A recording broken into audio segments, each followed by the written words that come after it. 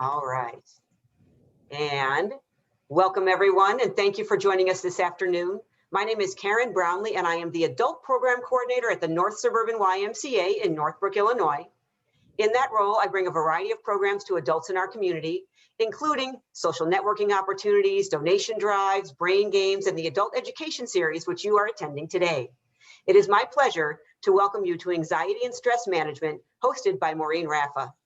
Maureen is a board-certified psychiatric mental health nurse, currently working as an elder care coordinator for the law offices of Stephen Sutera, PC, and elder law attorney. Experience in mental health, geriatrics, managed care, home health, and hospice, Maureen helps clients navigate healthcare, aging in place by connecting clients with equipment and services for their home, or assisting with the transition to senior living facilities. Today, Maureen will help you understand the difference between anxiety and anxiety disorders, and we'll talk about a variety of ways to manage stress and anxiety. You will learn about the physiological effects of anxiety, the behavioral impacts of stress and anxiety versus anxiety disorder, the causes of anxiety, along with coping strategies. We will be recording today's session to make it available as a podcast on our WISE website. So if you're a member of the Y, you'll be able to reference it down the road as well. The Adult Education Series programs typically last an hour, and Maureen will be taking questions both during and at the end of her presentation. If everyone could mute themselves during the presentation so that background noise does not interfere with her presentation, you can then unmute yourself when she opens the forum for questions, or unmute yourself when you have a question that you don't think you're going to be able to remember at the end of the program. The Adult Education Series programs are free and open to the public, but as a nonprofit organization, we are always happy to receive donations from you.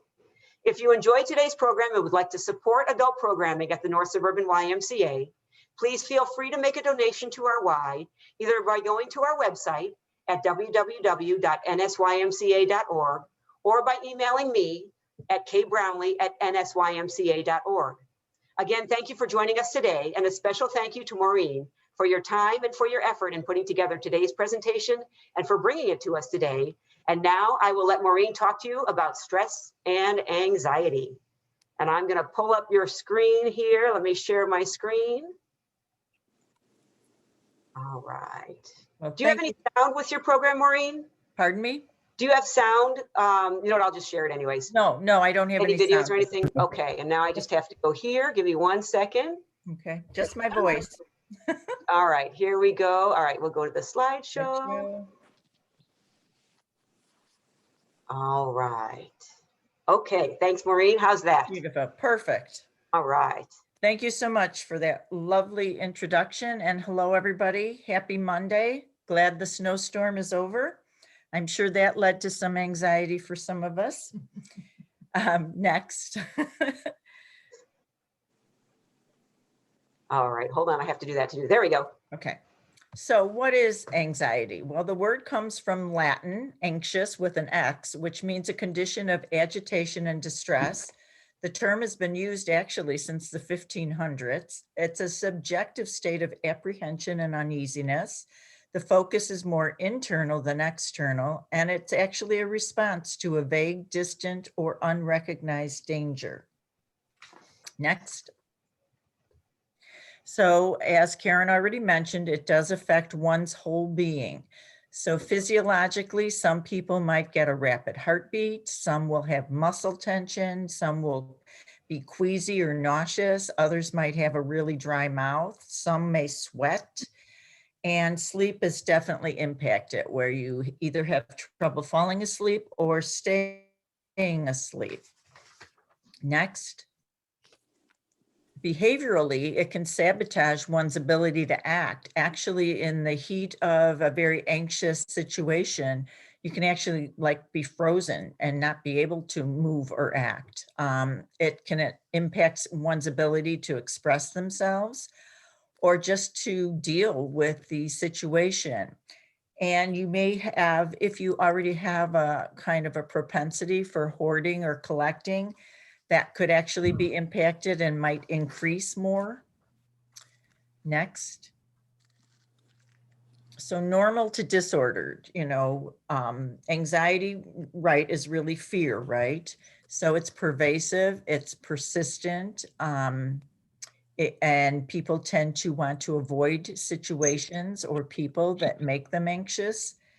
And it does or can be clinically significant with the amount of distress and impairment one feels. So you go from fear to avoidance. Next. So anxiety versus anxiety disorder. Well, anxiety is actually an inevitable part of life in contemporary society. There's many situations that come up in everyday life in which it's appropriate and reasonable to react with some anxiety. And if we didn't feel anxiety in response to these challenges involving a potential loss or failure, something actually would be seriously wrong. So anxiety disorders are distinguished from normal anxiety in that they involve anxiety that's much more intense, lasts longer, months instead of going away after the stressful situation, and can lead to phobias. Next. So what are some causes of anxiety? Well, heredity. Heredity plays a role in just about everything. There may be a specific family history. So it could also be learned. Childhood circumstances, biological causes, just some changes that go on in brain chemicals. That's usually more when you've also got depression. Depression and anxiety actually go together often. Medical conditions, which we'll mention a little bit later. There are medical situations that cause anxiety, just short-term triggering causes. And stress. If you don't address stress and learn to have some good coping mechanisms, and that becomes overwhelming and prolonged or poorly managed, that will lead to anxiety. A complicated grief can also cause anxiety. Dementias, believe it or not, and just aging. In particular with aging, what happens often? Some poor health or just some more health issues. A fear of death, a fear of falling, very common as we get older, probably because we've had some falls, right, that have led to injury. A fear of not being able to handle all of our finances, right? Getting our meds, paying for our living expenses. And then a lot of people fear having to be dependent on others, right? One of the things that is for most people very near and dear is maintaining their independence. Next. So what is stress? Well, it's any physical, chemical, or emotional factor that causes bodily or mental unrest. It impairs the balance of bodily functions. And there's internal stress and external. Internal, of course, is just your overall well-being, your nutritional status, your own health and fitness, emotional well-being, and the amount of sleep that you're getting. External is your physical environment, relationships, for those that might still be working, job stressors. So it can lead to anxiety and depression, as I already mentioned, if left unchecked. Next. So what are some out of control stress symptoms? Well, people can get a lot of headaches or other body aches, sleep disturbances, just like with anxiety, just feeling anxious or tense most of the time. They can get very angry and irritable. Appetite changes. While some people lose their appetite, other people overeat and look for those comfort carbs.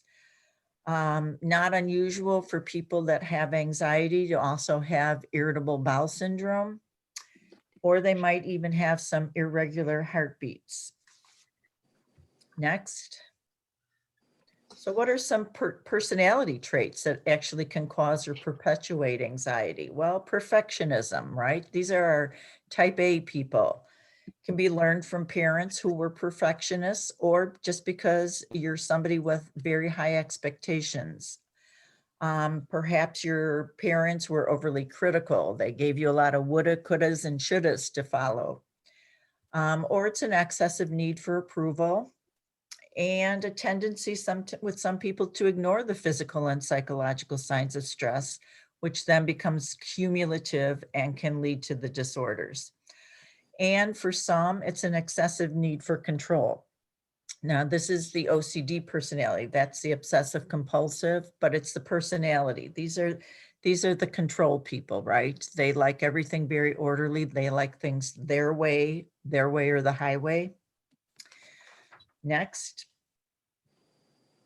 So what are some types of anxiety disorders? Well, and we'll get into each of these symptomatic wise individually, but panic or panic attack, social phobia, general anxiety disorder, obsessive compulsive disorder. And this is your affective one that's a little more serious. These are the people that, are doing the chronic hand washing, etc. Post-traumatic stress disorder, and then just some other specific phobias, because there's many, many different types. Next.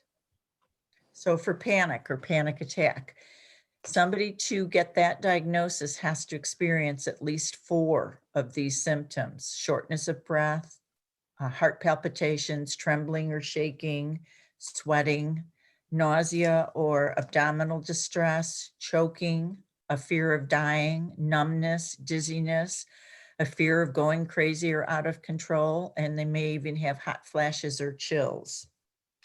Next. So actually 1 to 3% of older adults do experience this. And what are some of the risk factors? Lower income, recent stressors, a clinical depression, they're female, and they may have 2 or more health diagnoses other than your panic. Next. Phobias. Well, the most prevalent one, of course, is agoraphobia, or fear of open spaces. People fear an inability to escape if one has a panic attack. Actually, 8.7 to 18.1% of the general population suffers with some phobia. Usually develops in late adolescence or early 20s. Definitely more common with women, but probably underreported. Social phobia. It involves fear of embarrassment or humiliation where one is exposed to the scrutiny of others. The most common example is public speaking. It develops in late childhood or adolescence, right? You got to take that speech class and get up in front of the class. Horrifying for some people. It's about equal with women and men. It's also maybe just meeting new people or other social situations that can cause you distress.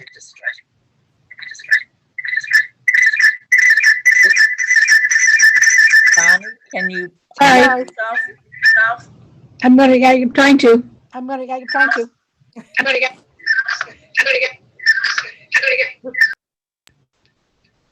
Okay, so some other, that's okay. Some other specific phobias. And actually 8% of the general population do have a specific phobia, but the ones I'm listing here really don't cause any severe impairment. They're kind of benign. Acrophobia is a fear of heights. Aerophobia is the fear of flying. Arachnophobia, the fear of spiders. Astrophobia is the fear of thunder and lightning. Autophobia is a fear of being alone. Claustrophobia is the fear of confined or crowded spaces. Hemophobia is a fear of blood, and hydrophobia is a fear of water. So nobody has to report, but just think about that. I'm sure some of us on this call have 1 or more of those phobias. Next. Generalized anxiety disorder. Okay, this persists for about 6 months, but is not accompanied by panic attacks, phobias, or obsessions. And one generally focuses on 2 or more stressful life circumstances. Finances or relationships or one's health are examples usually of where the worry sets in. And these are your worry warts, okay? They worry all the time and feel restless. They're easily fatigued, have difficulty concentrating, also can be irritable and have difficulties with sleep. Underlying fear of losing control or not being able to cope, or fear of failure, rejection, death, or disease, kind of the underlying reasons why somebody has this general sense of anxiety. Next. Now, for this disorder, you must have at least 3 of those symptoms that I just mentioned. It actually affects about 4% of general population, but for people 65 and older, it's about 7% of the population. And it's a higher female to male ratio, 2 to 1. And that's probably because women internalize stress, so they're much more vulnerable to anxiety.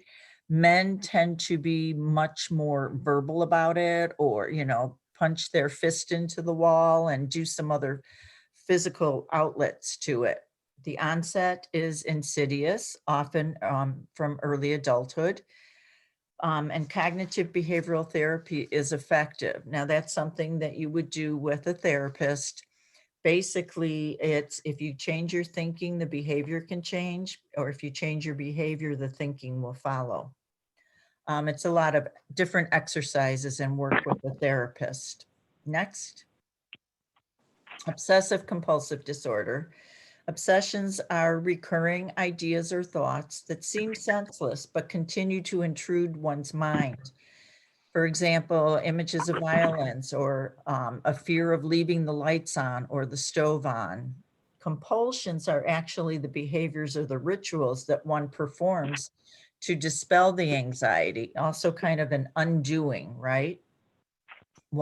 This is where one washes their hands repeatedly to decontaminate, or they continually check that stove again and again.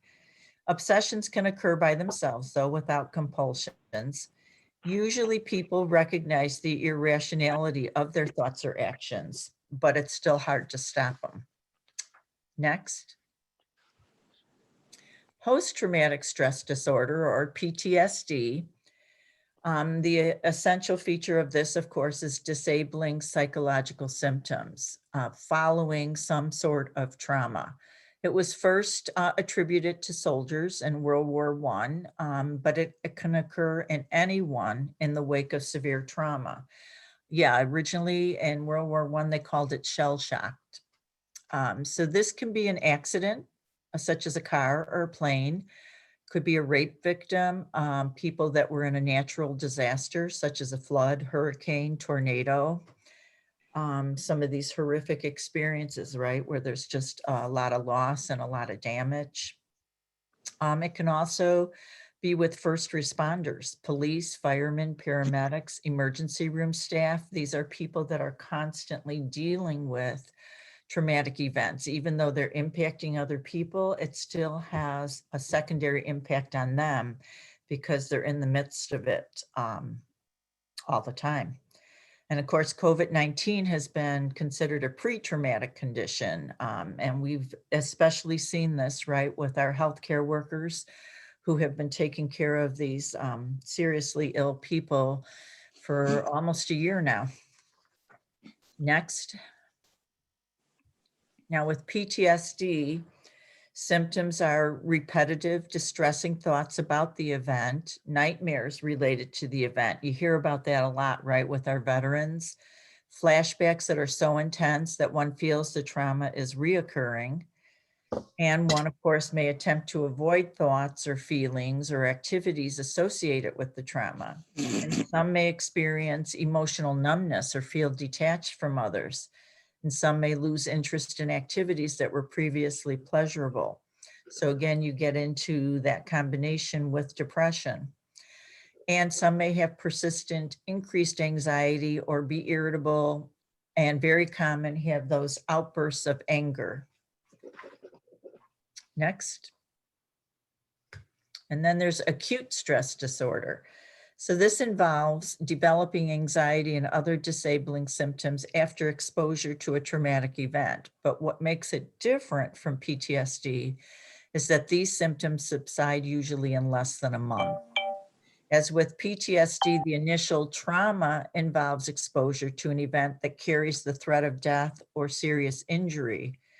And one can experience still the numbness, the detachment, or avoiding anything that reminds them of the incident. And one still has symptoms of anxiety where it can interfere with their work or their relationships. But the key is that it lasts no more than 4 weeks.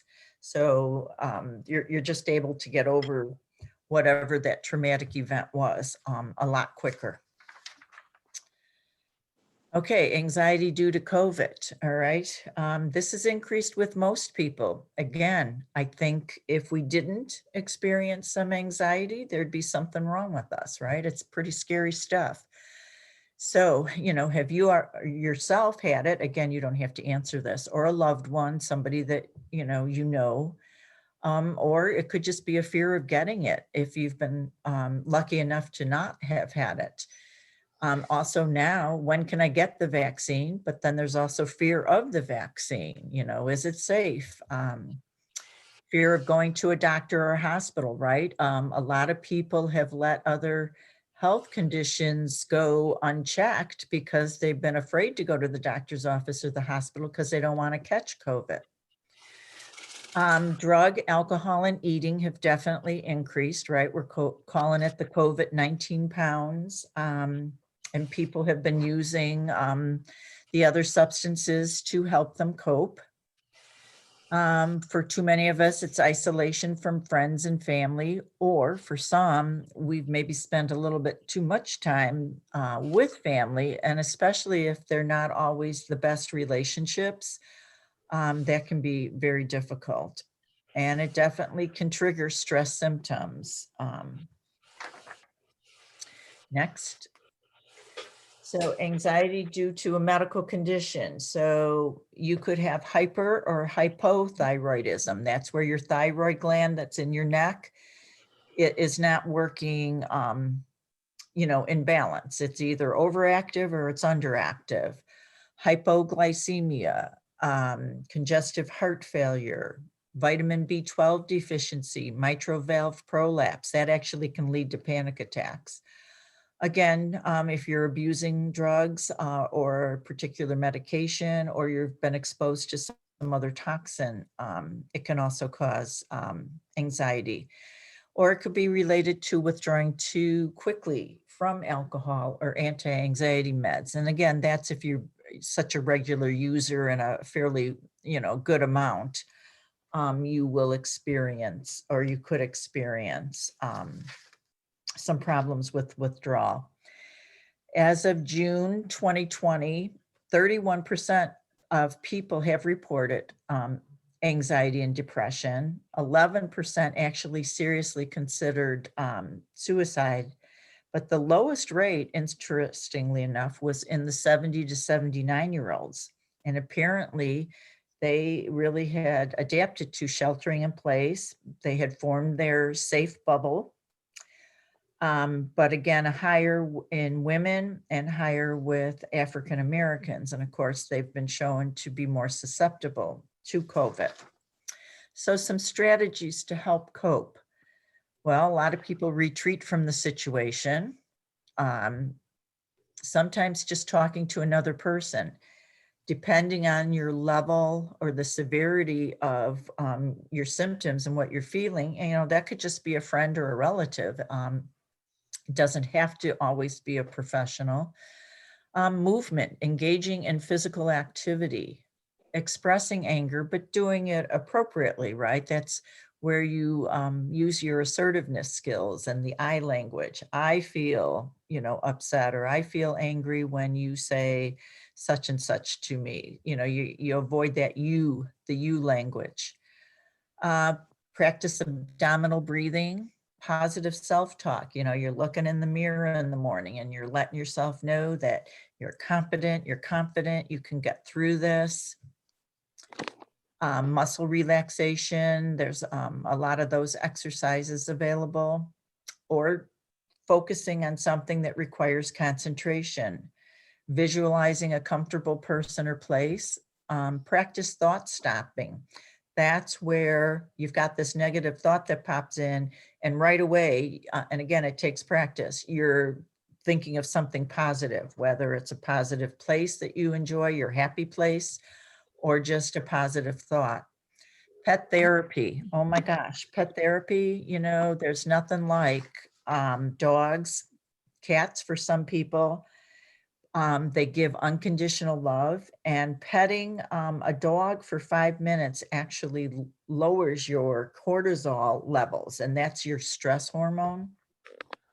And do you know that 11 million animal adoptions have taken place since the COVID pandemic has started, which I think is terrific. Next, additional coping strategies. So imagery desensitization. Now this is where you're probably going to be seeing a therapist so that you can learn these and practice them. But it's the process of unlearning the connection between anxiety and a situation. So you visualize yourself in that phobic state, but you're in a relaxed state when you're practicing this. And then when you feel anxious, you retreat or visualize the peaceful scene. And desensitization, it's always a mouthful, is unlearning the connection between anxiety and a particular situation. So one confronts the phobia directly, but then reassociates again feelings of relaxation rather than anxiety. And like I said, they do take a lot of practice, first to allow yourself to be that relaxed, and then to allow yourself to get anxious in order to learn to reduce that anxiety. And cognitive behavioral therapy definitely helps with this also. And again, it's if we change our behavior, the thinking will follow. If we change our thinking, the behavior follows. Next. There are actually, prescribed medications if this, if the anxiety or the stress are really interfering in your functioning, right?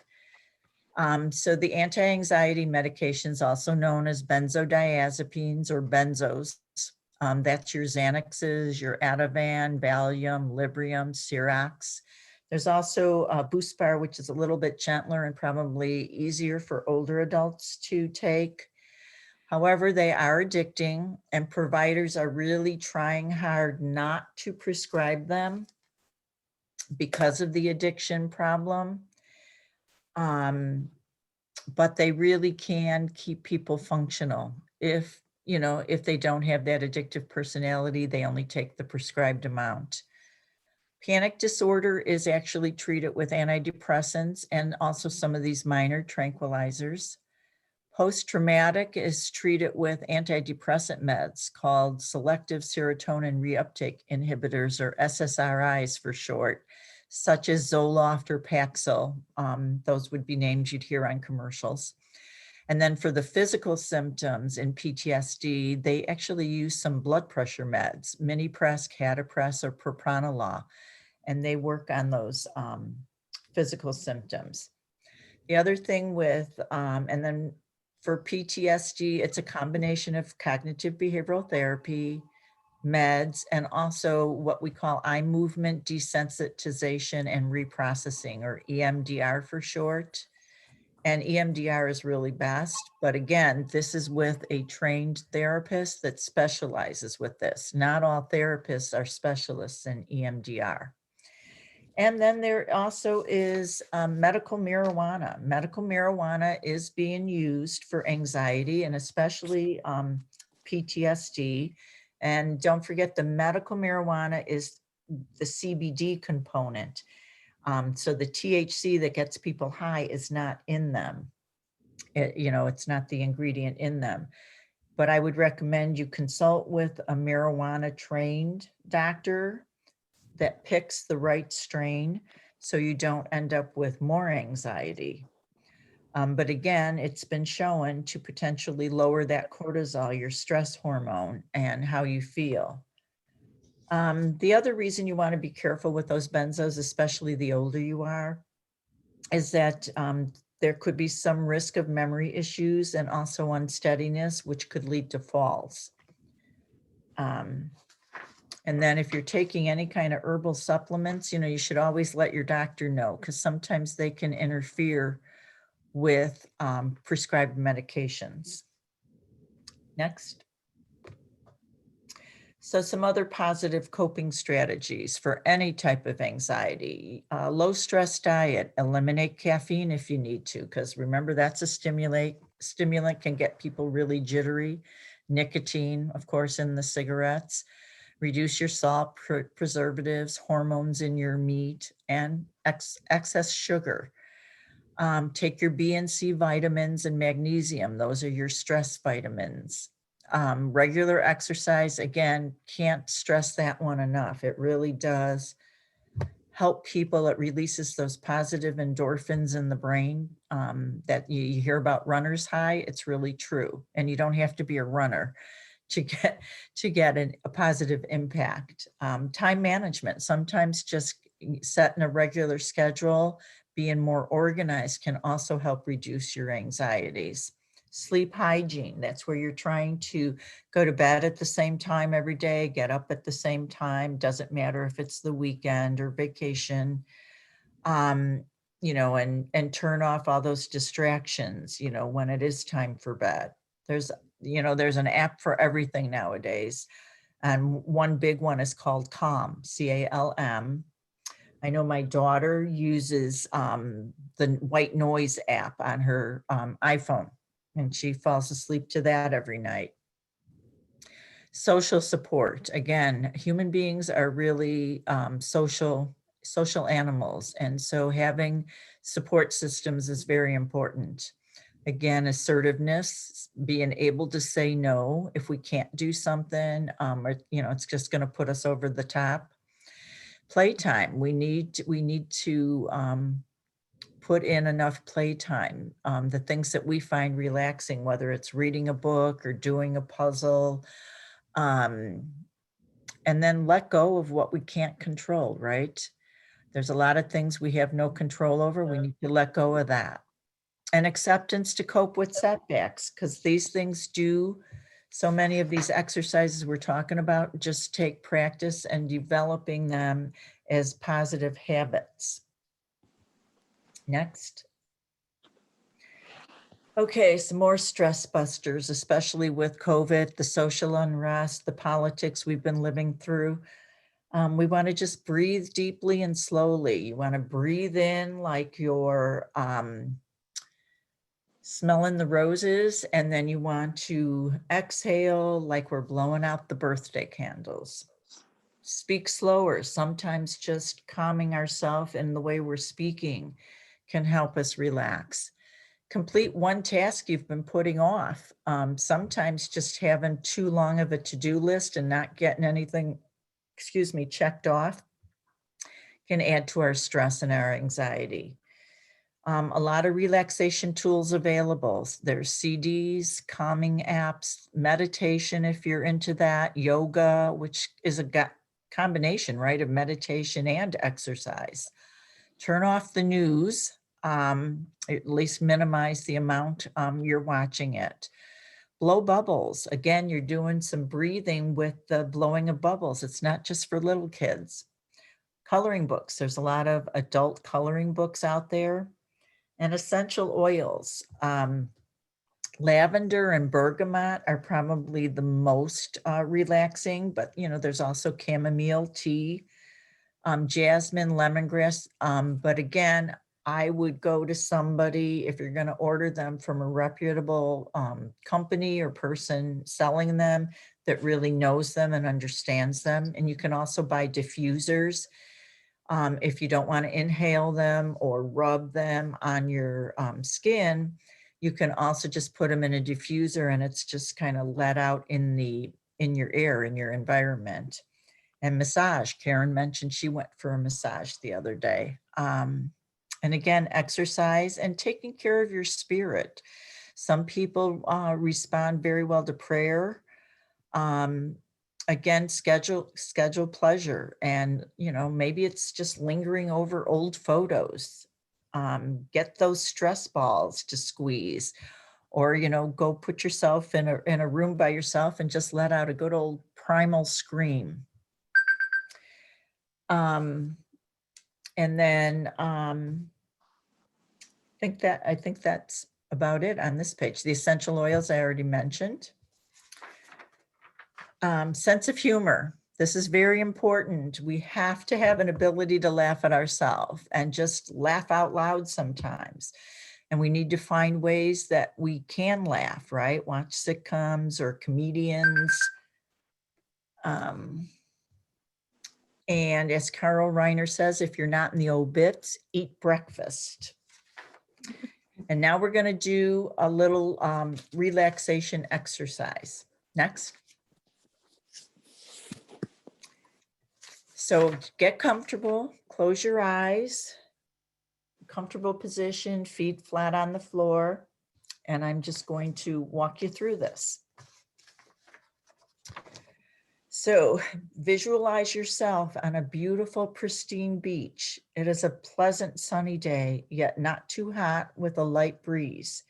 You feel the warm sun warming and energizing your skin. You hear the waves gently lapping on the sand. You allow yourself to be at one with nature. You are completely alone on the beach and feel completely safe. You reach down and take your shoes and socks off and place them on a towel on the sand. The grains of sand feel warm and energizing on your feet as you walk along the sand. You hear the faint sound of seagulls in the air, which adds to the tranquility. You begin walking towards the water and walk along the shore where the water meets the sand. The sand feels soft and cool from the water as you walk along it. The air is fresh and clean. You allow any tension in your body to melt away as you walk along the sand. All cares and worries of your day are gradually melting away. You take a slow, deep breath in and exhale gently. Again, take in another deep breath and exhale gently. You feel the elements and life force from nature restoring your energy levels and a sense of calm.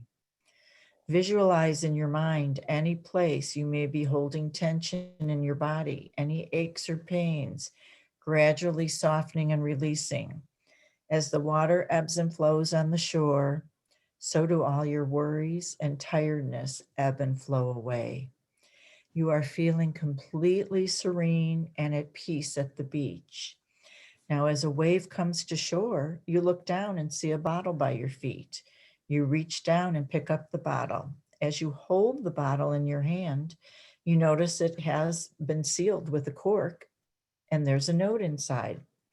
You loosen the cork and reach in with your fingers to pull out the piece of paper. You unfold the paper and read the words.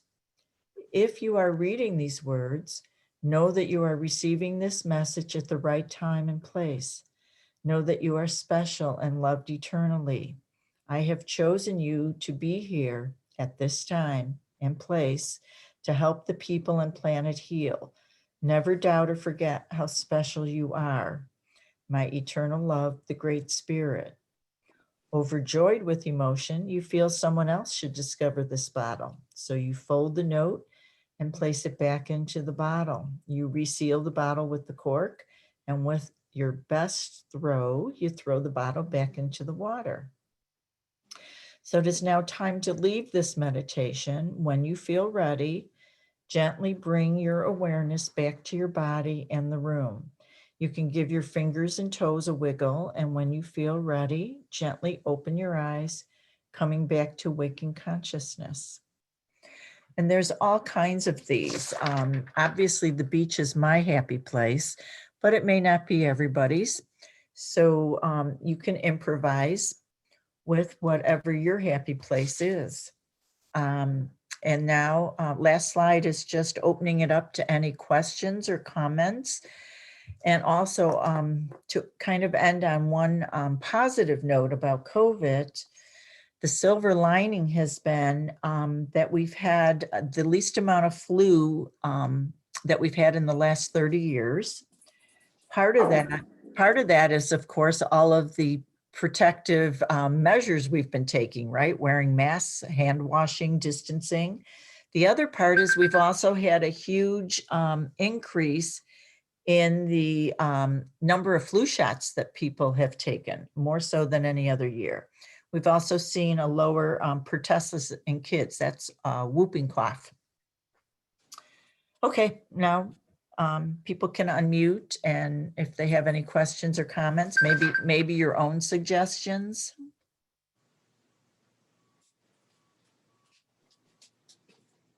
I think everyone's so relaxed. They're all just all so chill now after that. If you find that you are muted and you would like to be unmuted and you don't know how to do it, it's going to be in probably one of the corners of your screen. If you move your mouse around on your screen or your finger on your screen, and then you can touch if you're muted, it will say unmute, and then you click on it to unmute. Will you be having another class? Well, so the question was, will you be having another class? So Maureen, this is Maureen's first presentation with us. Right. And we are happy to have her come back. And I do want to let you know, I hope you don't mind, Maureen, I'm going to promote another program. Okay. That we do every month. We offer a meditation program with a psychologist named Dr. Paul Nevin. He's been doing this with the Y for a couple of years now. He'll offer a 4-month program or a 6-month program. We are 1 month into a 6-month program. His program this month is February 9th at 11:15. And I'm going to type in the chat box. I'm going to type in my email address so that you have it. And if you are not familiar with how to get this program or how to join us for that program, email me at kbrownlee, BROWNLEE. That's my first initial, K for Karen, and then my last name, which is also listed under my picture here, at NSYMCA. I forgot to do .org. So it's kbrownlee at NSYMCA.org. I should probably fix that. I was trying to be so quick that I forgot to put the .org on there. So NSYMCA.org. Email me and I can invite you to that program. We have programs like this all the time. We have 2 more programs this week. We have a total of 8 this month. And we do things like this all the time, Heather. So if you're not familiar with them or you found out about this through another entity besides the North Suburban YMCA, feel free to email me. I will add you to my adult education series list and invite you. I have a whole bunch of people to whom I send this information out now. There's a number of people on this call who come to regularly to these programs. We cover a variety of topics. Maureen, this is her first time. She actually found out about this through another program that we did, and she joined us as a professional to learn about the topic that person had been discussing. And in speaking with her, I realized, ooh, I'd like to have her do a program. So that leads me to another thing too. If you know of someone who is a professional in their field and an expert in their field, and they might be able to do a talk for us, please send them my way as well. I'm always interested in learning about more people who can help educate adults in our community. People ask me, well, who's your typical audience? And you'll all be proud to know that I say they are intelligent, interesting people who are learners, and they are lifelong learners. It's just a group of people who want to learn more. So, if you know of anybody who you think could teach us something, send them my way. We offer a variety of topics like stress and anxiety. Wednesday's program is estate planning. Thursday's program is tax efficient retirement income. Monday night next week, we have a program on how to have conversations about race.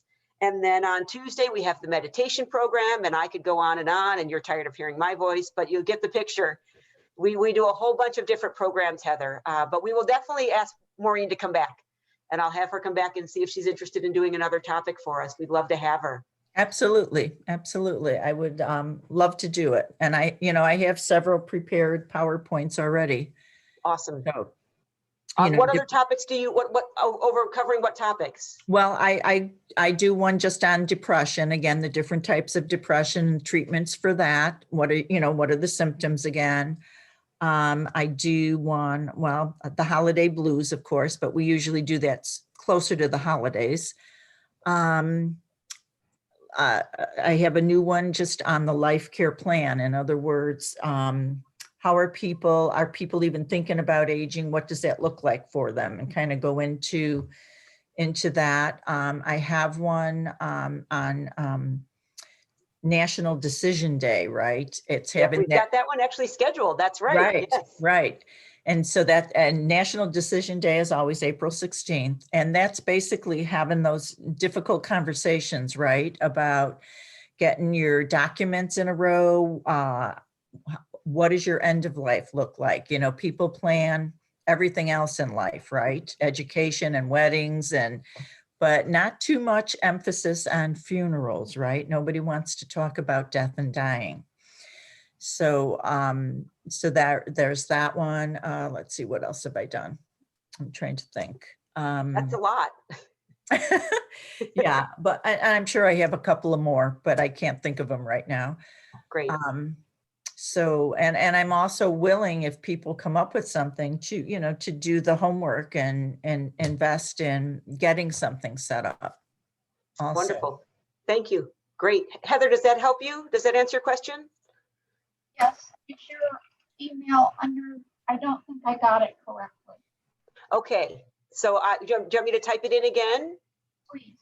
You bet. K Brownlee, BROWNLEE, then the @ NS for North Suburban, YMCA.org, because we are a nonprofit, so it's a .org. And then I'll hit enter and it should pop up. And then if you click on the chat, you should be able to see it on the side of your screen, Heather. And I know that not everybody uses these Zoom things. And so it's hard to figure it out, but feel free. And if you still don't have it, you can call the North Suburban YMCA. You can look us up in the phone book or look us up on the internet. You can call the Y and ask for my information and they'll give it to you, or you can have them send me an email to call you.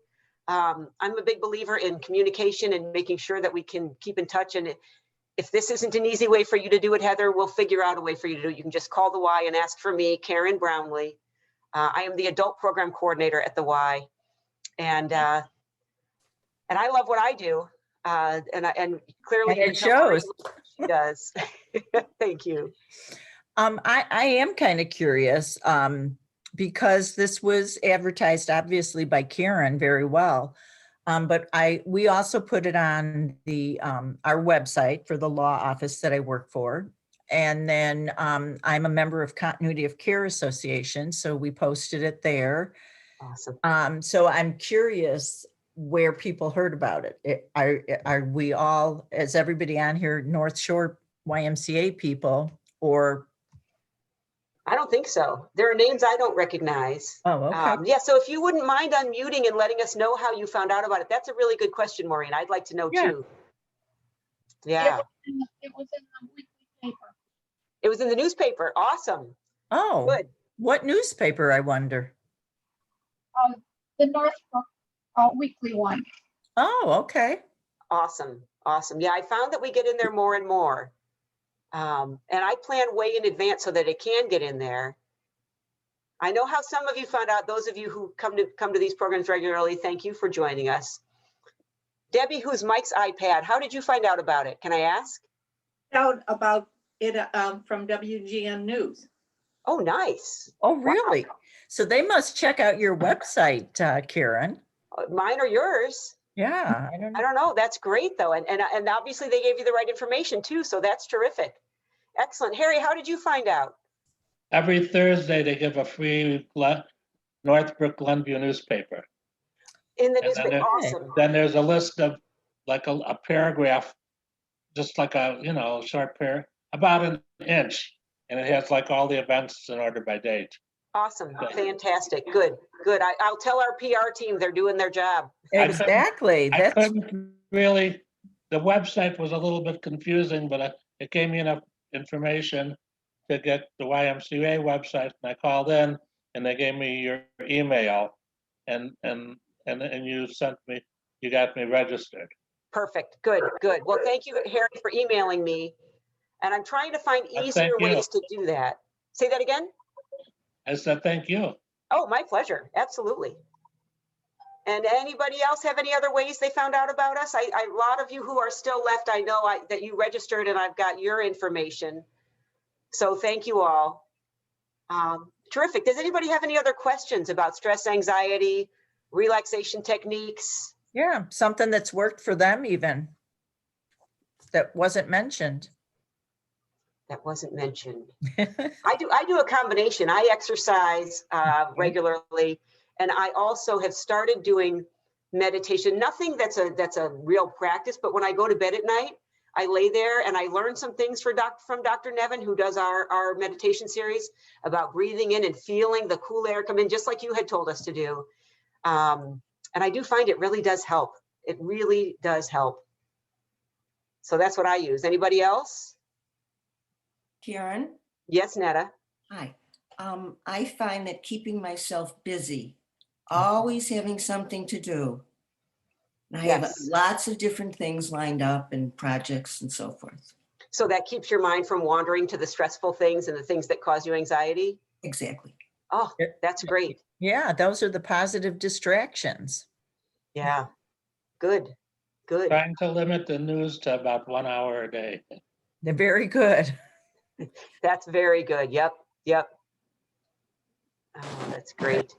That's great. All right. Well, thank you everyone for joining us today. I really appreciate the time that you took, Maureen, to prepare this. Clearly, you know what you're talking about. Thank you all for joining us as well. I hope you'll come back for more programs. And again, if you would like me to email you regularly, I send out a monthly email about the programs that we have scheduled. Shoot me an email, especially if you've already got my email address, or check it out up there. And I'll include you in my list. I won't overburden you with emails, but I do send these reminders too, because sometimes people forget and go, oh, I meant to do that one. Add me to your list if I'm not I'll add already you to on my it. list, Maureen. Awesome. Thank you. Absolutely. All right. Thanks, All right. everybody. Thanks for joining us. you. Take care Bye-bye. now. Have a good Thank day. you. Thanks, Thank everybody. you. Bye-bye. Bye. Bye.